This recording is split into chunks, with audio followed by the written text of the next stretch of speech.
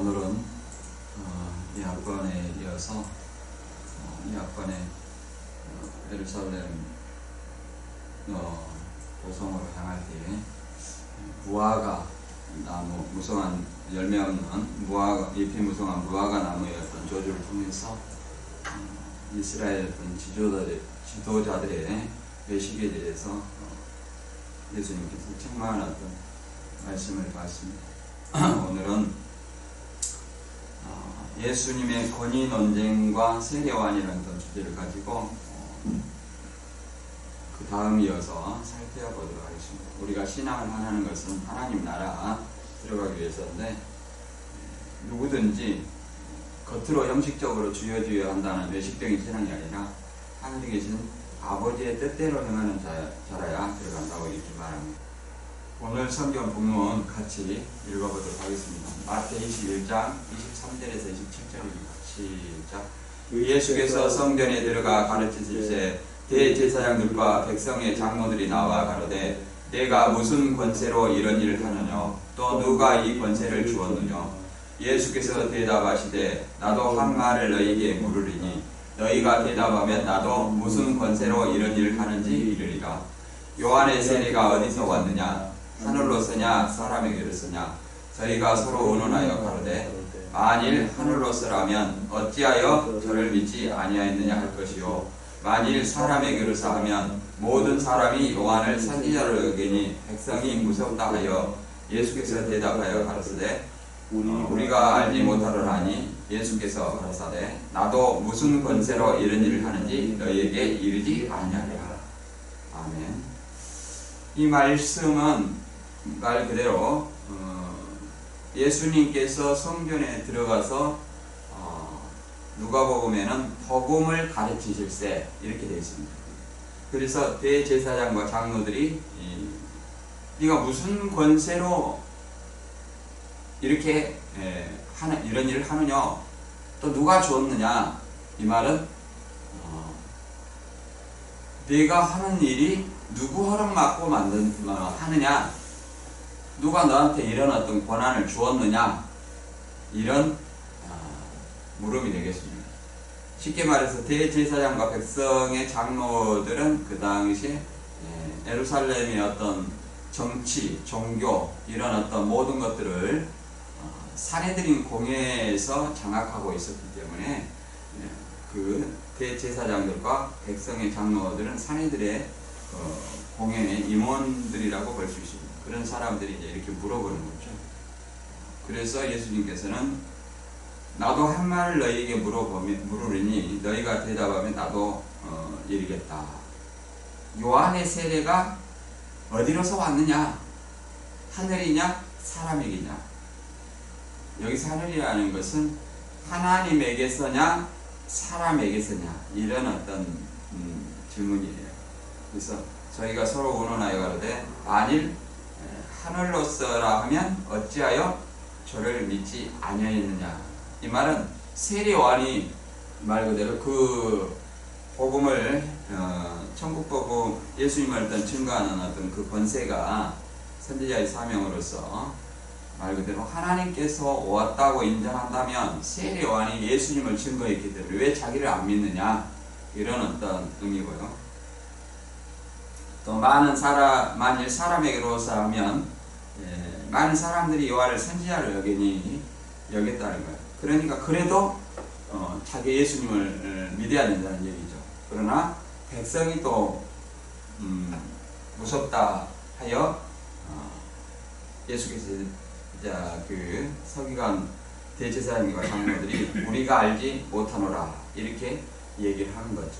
그러니까 예수님의 어떤 권세가 어떤 것인지 이 질문을 통해서 이미 알고 있었던 거예요. 그래서 예수님은 나도 무슨 권세로 이런 일을 하는지 너에게 이르지 아니하리라, 이런 어떤 말씀이거든요. 그래서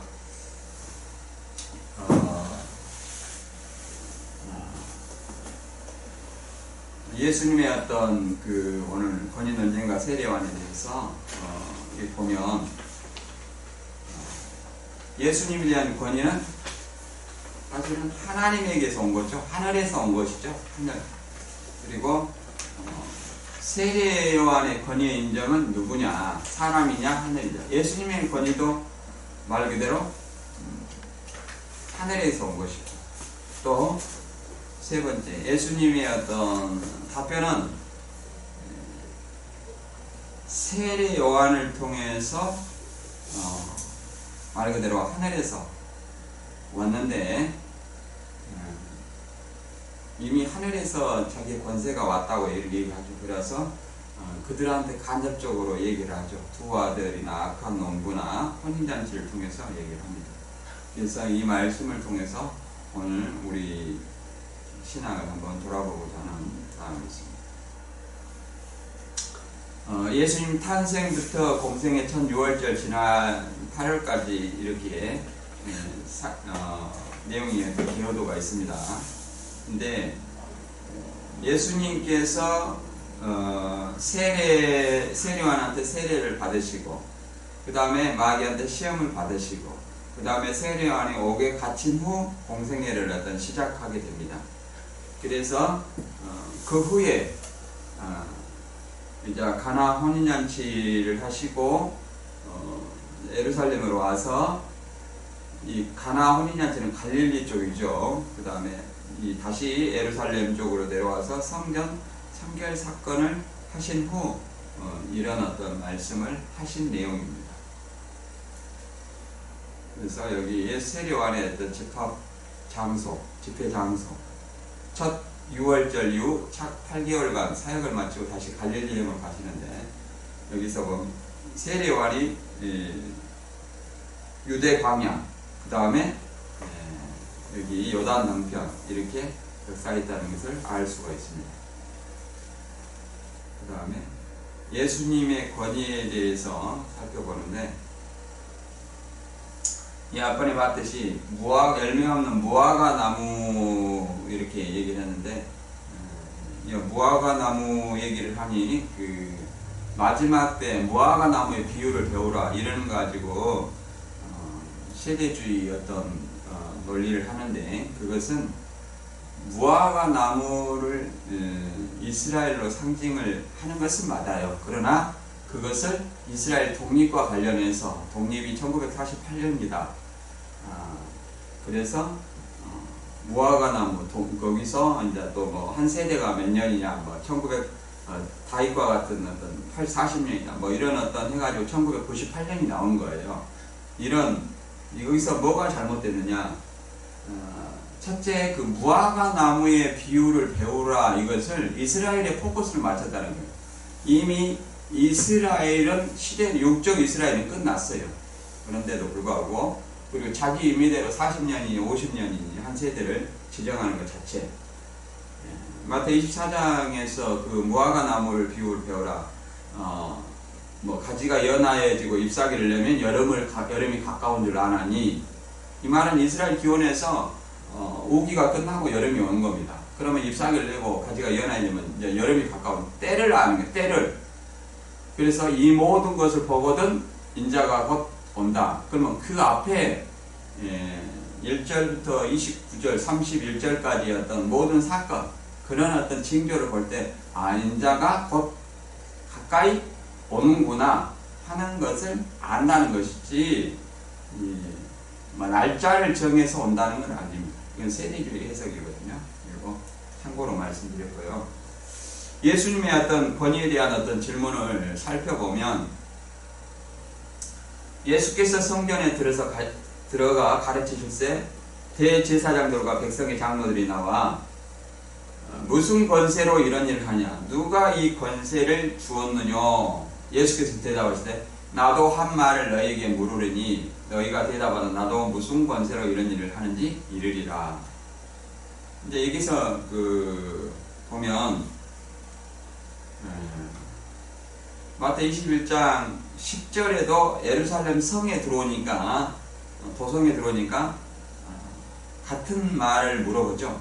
예수께서 예루살렘에 들어가시니 온 성이 소동하여 가로되 이는 누구뇨? 하거늘 무리가 가로되 갈릴리 나사렛에서 온 선지자 예수라. 이렇게 얘기를 하는 거예요. 그래서 이 무슨 권세냐 이렇게 물어보는 것은 네가 뭔데 여기서 얘기를 하냐, 이런 것은 이 모든 어떤 권세는, 가르칠 수 있는 권세는 사내들인 어떤 공회에서 임명하거나 납비가 일정한 어떤 과정을 통해서 그 납비의 자격을 주어집니다. 그런데 자기들이 권한을 침해했다, 이런 어떤 의미로 볼 수도 있고요. 무자격자라는 얘기죠. 무자격도. 근데 우리가 권세를 안 줬는데 네가 자격도 없이 지금 이렇게 가르치느냐, 이런 어떤 얘기를 할 수 있죠. 우리가 자격도 주지 않았는데 너희가 성전 종화를 하고 또 이렇게 성전에서 가르치느냐, 이런 어떤 질문이 되겠습니다. 그랬을 때 여기서 누가복음 20장 1절 2절 보면 이 병행성구인데요. 자, 여기는 이렇게 나와 있습니다. 하루는 예수께서 성전에서 백성을 가르치시며 복음을 전하실세 대제사장들과 서기관들이 장로들과 함께 가까이 와서 말하여 가로되 당신이 무슨 권세로 이런 일을 하는지 이 권세를 준 이가 누구인지 우리에게 말하라. 이 권세를 준 이가 누구인지 우리에게 말하라. 이렇게. 그러니까 누가 이 권세를 줬냐? 우리가 아닌데 이런 이렇게 문맥에서 말하고 있죠. 우리에게 말하라. 이것은 세례요한이 유대 광야에서 하나님의 천국 복음을 전파할 때 유대인들이 또다시 이런 질문을 합니다. 또 묻되 그러면 내가 엘리야냐? 가로되 나는 아니라. 또 묻되 내가 그 선지자냐? 대답하되 아니라. 또 말하되 누구냐? 우리를 보낸 이들에게 대답하게 하라. 너는 내게 대해 무엇이라 하느냐? 쉽게 말해서 사내들의 어떤 공회에서 보냄을 받았다는 것을 알고 있는데, 보냄을 받았다는 어떤 자기의 신분을 밝히고 있어요. 그리고 세례요한의 어떤 정체를 물어보는 거죠. 그래서 우리가 이제 여기서 오해할 수 있는 말이, 세례요한은 엘리야의 어떤 예수님은 엘리야라고 하잖아요. 그런데 여기는 엘리야냐 물어보니까 나는 아니라. 네가 그 엘리야 그 선지자냐? 대답하다 아니라. 이렇게 하니까 이게 세례요한이 자기의 사명을 부인한 것 아니냐, 이렇게 얘기를 하는데, 여기는 말 그대로 유대인들의 인식 속에 실제 엘리야를 말하는 겁니다. 네가 엘리야 올라갔다 온 실제 엘리야가 나타났냐, 그런 엘리야는 아니라는 거예요. 그 엘리야가 그 선지자냐? 아니라는 거예요. 그러면 또 말하되 누구냐? 우리를 보낸 이들에게 대답하게 하라. 너는 내게 대하여 무엇이라 하느냐? 그러니까 그 다음 대답이 주의 길을 평탄케 하라. 광야에서 주의 길을 평탄케 하라. 또는 말라기 사자의 주의 길을 예비하는 사자다. 엘리야의 주의 길을 예비하는 자의 사역이라는 겁니다. 그러니까 엘리야의 누가복음 1장 17절에도 엘리야의 심령과 능력으로 주 앞에 앞서가서 주의 길을 예비한다. 이런 어떤 말들이 영이 육을 들어서 역사하는 어떤 그런 것이 아니라 엘리야의 사역을 한다는 것이지 엘리야 선지자가 아니라는 거예요. 유대인들이 얘기하는. 그래서 그 착오를 바로잡아주는 말씀입니다. 이것을 가지고 엘리야인데 엘리야를 부인했다, 이렇게 말하는 것은 큰 착각이다, 이렇게 말할 수 있습니다. 그리고 그럼 어디서 가르쳤느냐? 혹자는 어떤 성서 지성서 여기서 설교하는 장소가 아니냐? 예수님 서기관 바리새인들이 여기서 설교를 했다고 하는데, 이렇게 본 사람도 있는데, 서기관 바리새인들은 여기서 사내들이나 어떤 공회원으로서 이 성전을 관리하고 모든 어떤 기득권을 가지고 있었어요. 그 당시에 대제사장인 가야바와 안나스죠. 대제사장이 안나스라고도 이렇게 공식적으로 나와 있습니다. 그래서 사내들인 공회의 그 의장이 안나스였어요. 그래서 그런 어떤 모든 것들을 쥐고 있는데, 여기서 성소 지성소에서는 말 그대로 제사를 드리기 때문에 예루살렘 성전에서 제사 드리고 헌금하고 이제 이런 어떤 것을 하기 때문에 하나님이 임재하는 장소이거든요. 그래서 여기에 소나 양 비둘기를 통해서 제사를 드리고, 여기 환전상 있죠? 로마 화폐를 성전 화폐로 바꾸는 거예요. 그래서 이 이방인의 뜰이 곧 뭐냐면은 매매시장처럼 되어 있는 거예요. 매매시장처럼.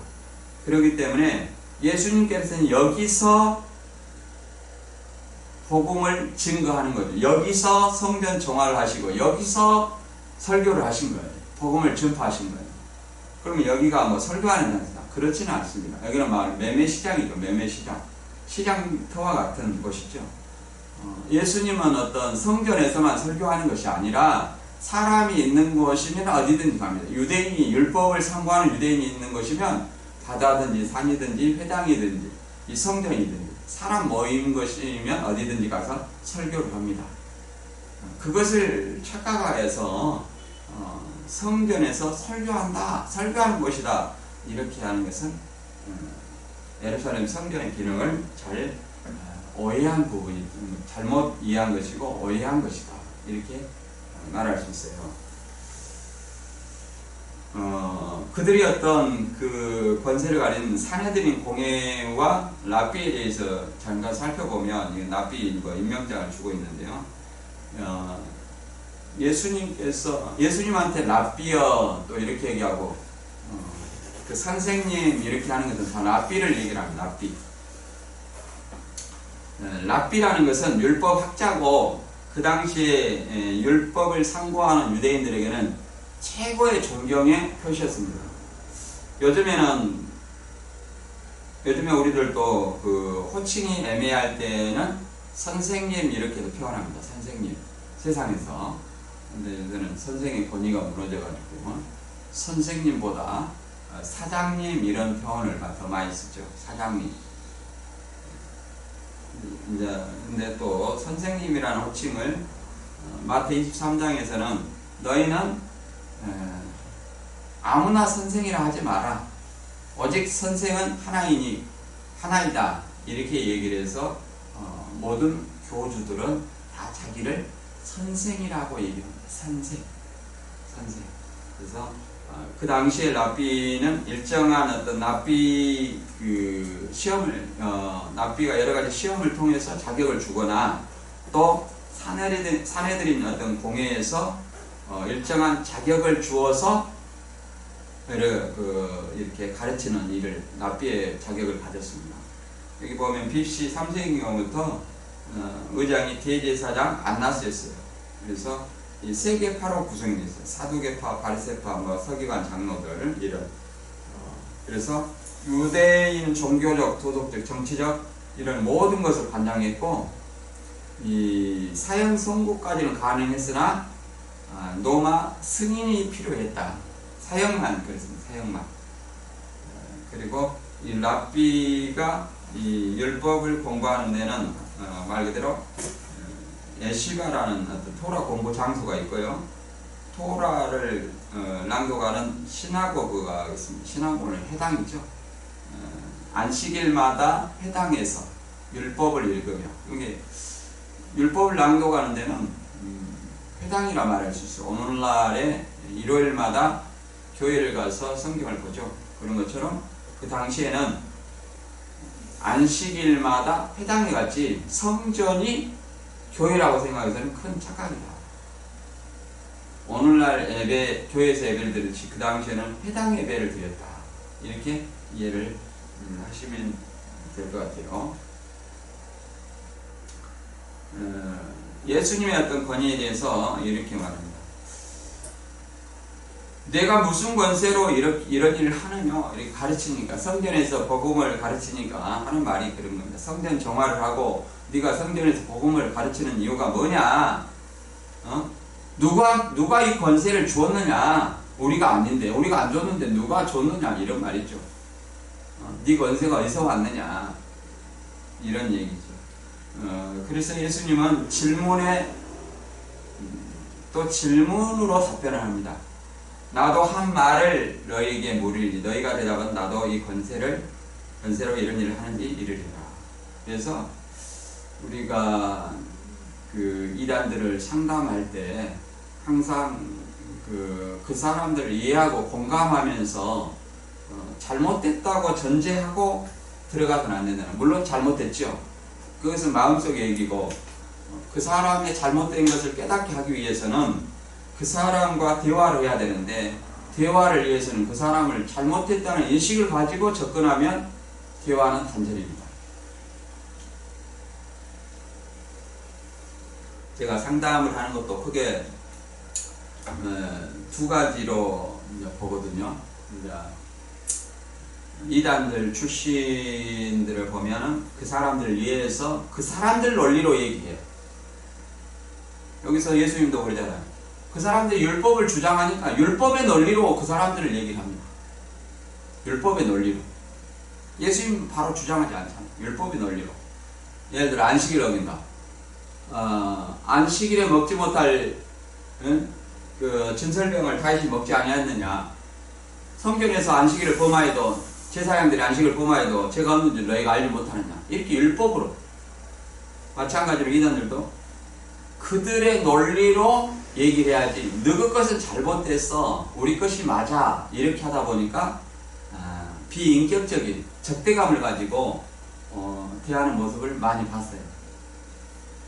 그것은 제 개인적으로 생각하는 상담의 기본을 모른다.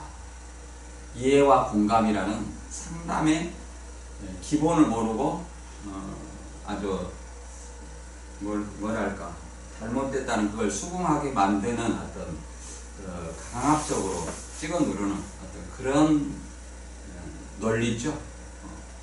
그래서 그것은 좀 수긍을 하면 다행인데 수긍이 안 되면 상처가 많이 듭니다.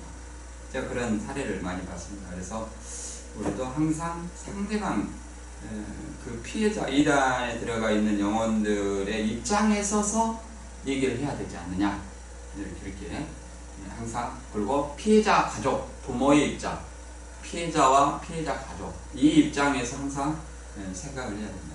개인적으로 그렇게 생각합니다. 그래서 크게 이렇게 두 개로 갈리더라고요. 이렇게 질문에 또 질문으로 대답하는 거예요. 질문에 질문으로 대답합니다.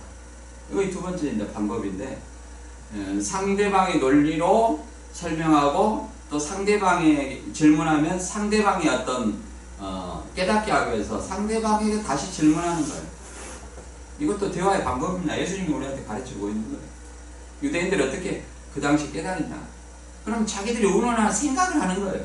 생각을 해보게 하는 거예요. 나도 너희에게 물으리니. 그럼 물어보니까 대답을 하려니까 뭐예요? 생각을 하게 돼요. 그래서 생각을 하게 한다. 상대방 질문을 통해서. 모든 것을 내가 대답한다 해서 다가 아니거든요. 말 그대로 마태 21장 10절 11절에도 이렇게 얘기를 하죠. 누구뇨? 선지자 예수라. 이렇게 물어보죠. 이제 이럴 때 질문하는데, 여기 대해서 이제 세례 요한에 대한 권위를 가지고 질문을 합니다. 예수님께서. 예수님에 대한 권세가 어디서 왔냐? 누가 이 권세를 줘가지고 네가 지금 성전에서 정화를 하고 복음을 가르치느냐? 이렇게 얘기를 하니까 예수님께서는 나도 한마디 물어보겠다. 바로 답변을 하는 건 아니죠. 그러니까 우리가 여기서도 배울 것이 많이 있어요. 요한의 서려가 어디서 왔느냐? 하늘로서냐 사람에게로서냐? 여기서 하늘이라는 것은 유대인의 어떤 문화가 담겨 있는데요. 유대인의 문화는 하나님, 여호와 하나님이라는 말을 함부로 사용하지 못했어요. 근데 예수님 와서 아버지 하나님 이렇게 얘기하고 하나님 내가 아들이다 이렇게 얘기하니까 신성모독으로 걸린 거예요. 그래서 여기서 유대인의 문화를 알아볼 수 있죠. 하늘로서냐, 쉽게 말해서 하나님에게서 왔느냐 사람에게서냐, 이렇게 예수님도 그들의 입장에 서서 물어보는 거예요. 유대인들의 입장을 생각해서 하늘로 왔냐, 쉽게 말해서 이렇게 물어봐도 되는데 하나님에게서 왔느냐 사람에게서 왔냐, 사람이 좋냐 하나님이 좋냐 이렇게 물어보는 거예요. 그런데 유대인들이 입장을 생각해서 하늘로서 왔느냐 사람에게서 왔느냐 이렇게 세례 요한의 세례를 물어보는 겁니다. 그러니까 질문을 하면 우리는 항상 생각을 하게 돼 있어요. 저희가 서로 의논하여 가로되 만일 하늘로서라 하면 어찌하여 저를 믿지 아니하였느냐 할 것이요, 만일 사람에게로서라 하면 모든 사람이 요한을 선지자로 여기니 백성이 무섭다 하여 대답하여 가로되 우리가 알지 못하겠다. 근데 우리가 그 이러한 반증을 하면, 여기서 반증을 하면 그것이 들어가요. 들어가가지고 자기들끼리 의논을 하죠.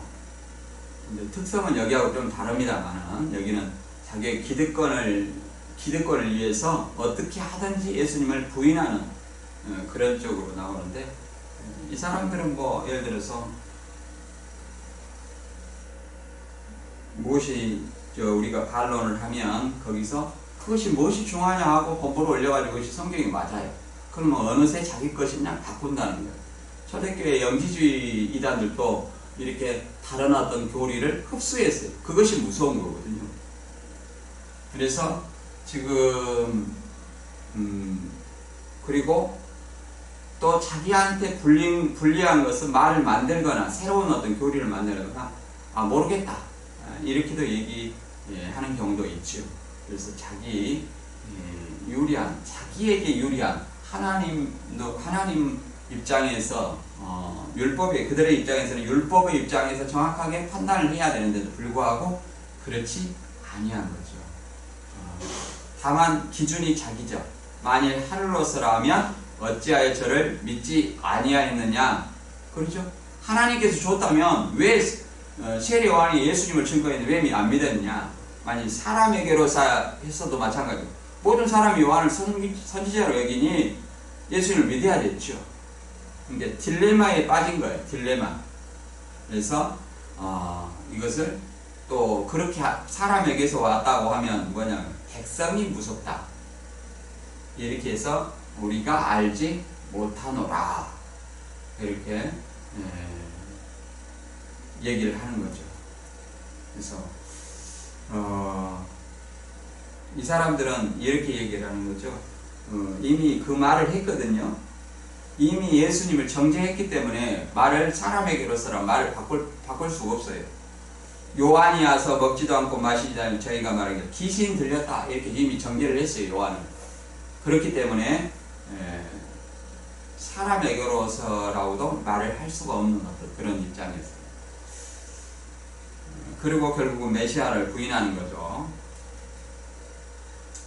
세례 요한의 어떤 집회 장소 아까 보이지만 예수님과는 이렇게 좀 강하나 요단강을 사이에 두고 세례를 줬다. 이걸 가지고 좀 말 그대로 서로 적대 관계가 아니냐 이런 얘기를 하는 사람도 있는데 그건 아닙니다. 요한에 대해서 이제 그 유대 광야에서 말 그대로 예수님을 증거했는데요. 저희가 떠나면 예수께서 무리에게 요한에 대하여 말씀하시되 너희가 무엇을 보려고 광야에 나갔더냐. 바람에 흔들리는 갈대냐? 갈대냐하고 갈대다 하고 틀리죠. 갈대냐? 갈대다? 갈대냐? 광야에서, 그러니까 세례 요한은 광야에서 역사를 했거든요. 광야에서 바람에 흔들리는 갈대냐? 갈대가 아니라는 거예요. 갈대냐? 갈대가 아니라는 거예요. 그러면 무엇이냐? 너희가 어찌하여 나갔더냐? 선지자를 보려더냐? 옳다. 내가 너희에게 선지자보다 나은 자다. 그렇잖아요. 무엇을 보려고 광야에 나갔더냐? 바람에 흔들릴 갈대냐? 아니다. 그것도 아니다. 그러면 무엇이냐? 부드러운 옷 입은 사람이냐? 부드러운 옷 입은 사람은 왕궁이 있다. 그러면 무엇이냐? 그러면 너희가 어찌하여 나갔더냐? 선지자라 보려더냐? 옳다. 이 선지자다는 거예요. 근데 선지자보다 나은 자다 이렇게 얘기해요. 그래서 백성은 요한은 백성이 인정하는 어떤 선지자죠. 모든 사람이 요한에 대해서 나갔잖아요. 요 마태 3장에 보면 있잖아요. 그때 세례요한이 이르되 유대 강야에 전파하여 이르되 회개하라 천국이 가까이 왔느니라 하니 요한이 많은 바리새인과 사두개인들이 세례 베푼데 오는 것을 보고 이 독사 자식들아 누가 너희에게 가르쳐 임박한 진노를 피하라 하더냐 이렇게 곧 심판이 다가왔다는 거예요. 회개하라 천국이 곧 예수님을 통해서 선포되는 하늘나라가 왔다는 거예요. 그리고 예수님을 이렇게 증거를 하잖아요. 그리고 세례를 통하여서 세례 주는 것이 서로 뭐 이렇게 자기 제자 삼는 그런 어떤 의미가 아니라 여기서는 세례를 주는 것은 예수님을 증거하는 것이다. 이튿날 요한이 예수께서 자기에게 나아가고 오심을 보고 가로되 보라 세상 죄를 제거하는 하나님의 어린 양이로다 이렇게 얘기를 하잖아요. 나도 그를 알지 못하였으나 내가 와서 물로 세례를 주는 것은 그를 이스라엘에게 나타내려 함이라 이렇게 얘기했잖아요. 그래서 이 증거를 해가지고 어떻게 됐냐면 5명의 제자가 일단 1차로 들어갔잖아요. 안드레, 요한, 베드로, 빌립, 나다네 이 순서로 전도가 됐어요. 그래서 요단강을 사이에 두고 세례 요한과 예수님의 세례를 문제했는데 그 다음에 뭐라고 되어 있냐면 저희가 요한에게 와서 가로되 랍비여 선생님과 함께 요단강 저편에 있던 자, 곧 선생님이 증거하였던 자가 그러잖아요. 지금 어디에서 요단강 동편에서 세례 요한이 서편에 있는 증거하던 자가 세례를 주면 사람들이 다 예수님한테 간다는 거예요. 증거한다. 세례 요한이 증거하던 예수님한테 다 뭐라는 거예요? 간다. 여기서 세례 요한이 예수님이 주던 세례는 뭐냐면 제자들이 준 세례라고 4장 2절에 나와 있습니다. 아직 공생의 시작의 전에 그런 얘기죠. 요한이 대답하여 가로되 만일 하늘에서 주신 바 아니면 사람이 아무것도 받을 수 없느니라. 이렇게 예수님의 권세가 하나님께서 온 것임을 증거를 하는 거예요. 그래서 예수님의 어떤 세례 요한을 통해서 예수님의 제자가 된 사람이 12, 70, 120명, 오순절까지 보면 120명이 다 세례 요한의 제자였죠. 그 예루살렘이라는 어떤 작은 동네라는 것을 우리가 이해를 해보면 그것을 충분히 이해를 해볼 수 있습니다. 예수님의 답변은 뭐냐? 이제 나도 무슨 권세로 이런 일을 우리가 알지 못하겠다 하니까 예수님께서는 이러거든요. 나도 무슨 권세로 이런 일을 하는지 너희에게 이르지 아니하리라. 이 말은 이미 그 예수님의 어떤 질문을 통해서 자기가 하늘로서라 하면 왜 자기를 안 믿느냐. 또 사람에게로 왔으면 사람도 모든 백성이 이 세례 요한을 선지자로 믿었거든요. 그러니까 그것도 믿어야 돼요. 그러나 백성이 무섭기 때문에 그렇게 하지 않냐고 우리는 모르겠다. 이 말은 그 사람들이 이미 예수님이 하늘로서든 사람에게로서든 세례 요한이 증거하는 하늘에서 준 권세라는 것을 하나님이 준 권세라는 것을 이미 알고 있었던 거예요. 질문을 통해서 의논해서 스스로 깨닫게 된 거죠. 그래서 꼭 가르친다고 해서만이 우리가 사람을 깨닫게 하는 것은 아닙니다. 질문을 통해서도 깨닫게 할 수 있어요. 그러나 이제 예수님께서는 다시 대답을 하는 거예요. 이르지 아니하리라 해놓고 간접적인 비유를 통해서 대답을 하는 거예요. 그러나 너희 생각에는 어떠하뇨? 한 사람이 두 아들이 있는데 맏아들에게 가서 이르되 오늘 포도원에 가서 일하라 하니 이렇게 이어져 가지고 세 개의 비유를 합니다. 두 아들의 비유, 악한 농부의 비유, 마태 22장의 혼인잔치 청한 비유. 이 세 개의 비유를 누구한테 하느냐면 그 대제사장과 장로들에게 하는 거예요. 그리고 거기에는 많은 무리들이 성전 지금 방마당에 있으니까 산헤드린 공회도 나와 있죠.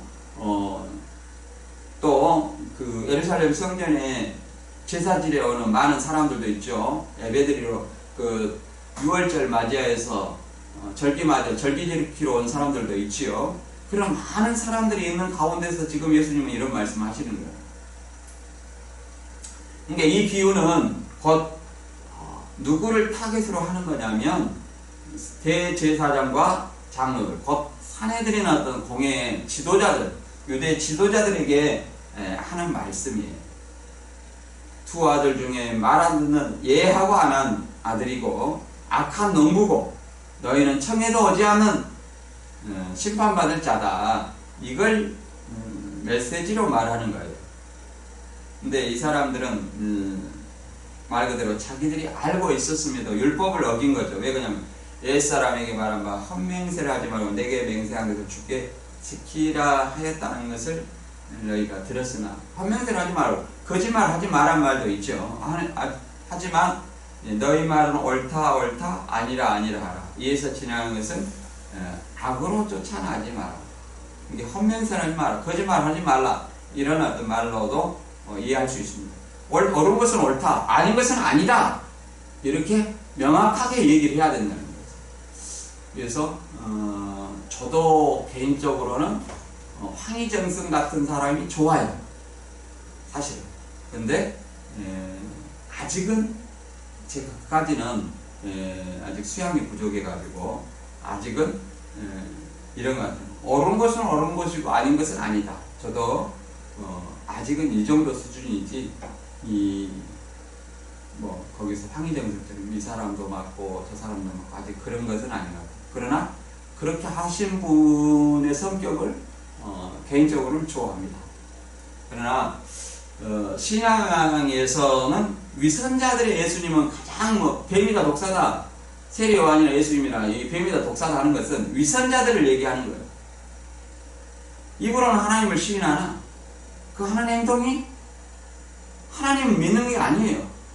저는 어떨 때 보면 저 사람은 신앙을 참 안 했으면 좋았을 뻔했다. 저도 마찬가지로 인터넷이나 이렇게 보면 왜 목사가 된다. 저는 목사하기 싫어요, 사실. 누군가가 이런 일을 대신한다면 나는 거기에서 조용히 교회 다니고 예배드리고 저는 그런 것이 개인적으로 좋아요. 그러나 제가 이제 이단 출신이기 때문에 서로 말미암아 그 사람들이 하나의 울타리가 된다면 그것도 낫지 않겠느냐, 그런 생각을 합니다. 왜 그러냐면 이단이라는 어떤 선입관이 있잖아요. 그래서 선입관이 있기 때문에 그런 것을 하나의 그 선입관에 대한 울타리의 하나의 방패가 되는 그런 역할을 하는 것도 좋지 않습니다. 개인적으로 그렇게 생각합니다. 우리도 마찬가지예요. 나는 입으로는 시인하나 행위로는 부인하는 존재가 아닌가, 그런 생각을 저 자신도 해봅니다. 오늘 이 말씀을 통해서 다른 게 아니고 말 그대로 외식하는 신앙의 경계예요. 입으로는 이 사내들인 공예 유대 지도자들처럼 입으로는 하나님 믿는다 하면서 자기 기득권에 메시아를 거부하고 자기 이권에 따라서 나는 예수님을 모른다. 세례요한의 권위가 어디서 왔느냐? 하늘로서도 아니고 하나님께로서도 아니고 사람에게서도 아니고 모르겠다. 이미 다 알고 있으면서도 모르겠다. 우리도 마찬가지입니다. 신앙인으로서 어떻게 살아야 되는지 다 알고 있어요. 주여 주여 하는 자마다 입술로 부르잖아요. 천국에 다 들어갈 것이 아니라는 거예요. 우리 세상 이치로도 이것은 이해가 가요. 우리가 아버지 하면서 부모 입장이니까 자식이 자기 마음대로 하는 거예요. 나는 아버지를 믿어요 하면서 뭔 심부름 시키면 안 한다는 거예요. 그것은 아버지를 신뢰하지 못하기 때문이죠. 아버지의 말을 안 듣는 것은 아버지를 신뢰하지 못하기 때문이죠. 그러니까 말과 행동이 다르다는 어떤 메시지죠. 구원의 문제와는 좀 다릅니다. 구원은 예수님 십자가의 문제로 이미 구원을 받은 구원이고, 여기서 천국이라는 것은 그날에 들어갈 천국이에요. 마지막 때, 재림 때. 그래서 여기도 말하고 있잖아요. 선지자 노릇하며 귀신 쫓아내며 권능을 행했다고 그날에 자랑하니까 불법을 행하는 자들아 내게서 떠나가라. 그래서 한다면 저 자신부터 이렇게 많이 생각을 해봅니다. 이 말씀을 통해서 진짜 주님이 우리에게 어떤 믿음을 요구하고 있는가? 너 믿음에 있는가? 너희 자신을 시험하고 자신을 확증하라 하지 않습니까? 그래서 저도 늘 나는 아버지의 뜻대로 행하고 있는가? 과연 하나님 입장에서 나를 내려다볼 때 내가 올바른 신앙을 하고 있는가? 이게 많이 돌아봅니다. 항상 우리 성경을 통해서 하나님을 믿고 예수를 믿는 우리 신앙인들은 진짜 사내들인 공예 내 지도자들처럼 외식하는 신앙이 아니라 언행일치가 되는 행함으로 그 믿음을 보이는 그런 신앙이 되기를 주님의 이름으로 간절히 바랍니다. 오늘 말씀 여기서 마치고